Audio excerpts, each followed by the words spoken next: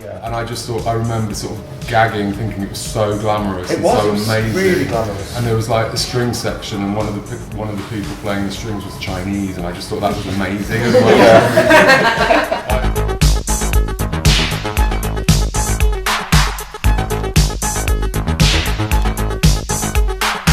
There was a real energy around Manchester at the time. We all knew that this was the best city with the best clubs, with the best people. It was the first real gay village. Yeah. And also in the UK, yeah. Manchester at that time as well was very kind of like, it was, in the 80s it was such a depressed city, and you know, you can hear it in the music. It was very beautiful in many ways. The music of Joy Division, then New Order, with the music of the Smiths, it was like, but it was incredibly devastated people singing about how grim their lives were and making that beautiful. And it was raining.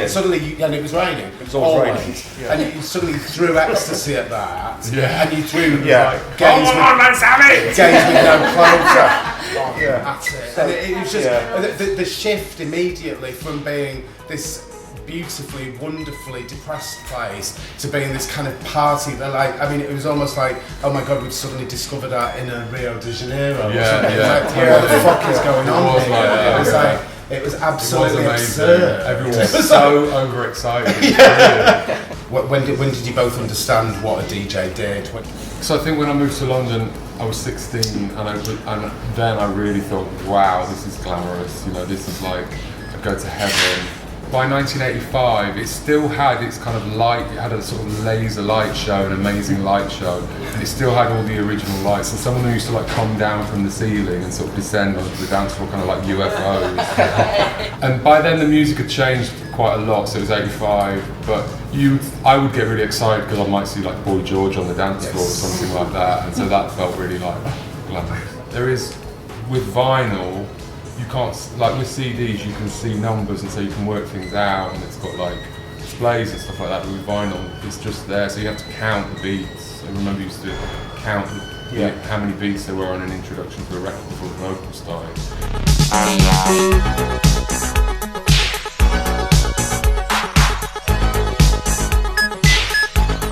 And with social media happening in the last sort of 8 years, people have started to sort of go back to those times with YouTube. Because when we were growing up, if you wanted to access old music, you had to go to a charity shop, or you had to go. You were hoping to sort of. Whereas now everything it's all available, it's all there online. Yeah, basically, I suppose before the internet, you got your information from magazines, from the TV, from the radio, and from the record store. And from the record store, Friends. From friends and from the record stores, I always ask friends, and I discover music by myself. But you don't get the personal touch absolutely, anymore, absolutely. How do you feel about platforms like Boiler Room that, like, they do show amazing music from all around the world, but like they beam it into your bedroom? I think it's great, actually. Yeah, it's amazing. Yeah, it's really good. I mean, can you imagine how inspiring that must be for if you were a 12-year-old kid? And also because there is so much more music out now. Like, it's just incredible. Digital. And it's all there. It's hard to wade through it all, isn't it? But do you think that made music more sociable and kind of made people interact more in relation to music, or do you think it's kind of like more social today?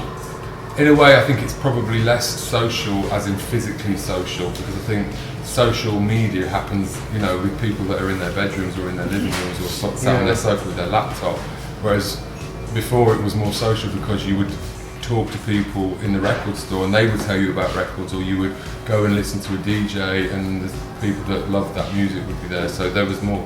It was physically much more social, I think. Yeah. Whereas now, it's a type of socialising, but it's not face to face. Yeah.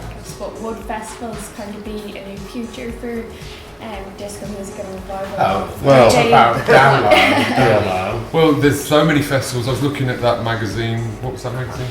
Crank has got loads of festivals in Croatia and the UK, and Berlin has got a few festivals as well. And there are always a space. I think with a festival, the good thing is you can have different types of music in different arenas. I like Body and festivals. Solar Oxygen, probably. Yeah, and then the Croatia seems to be like the sort of new Ibiza. Really, that seems to be where it's sort of gone back to smaller things, more intimate, like better music than you'll hear in Ibiza as well, and just that whole spirit of kind of dancing outdoors in the sunshine.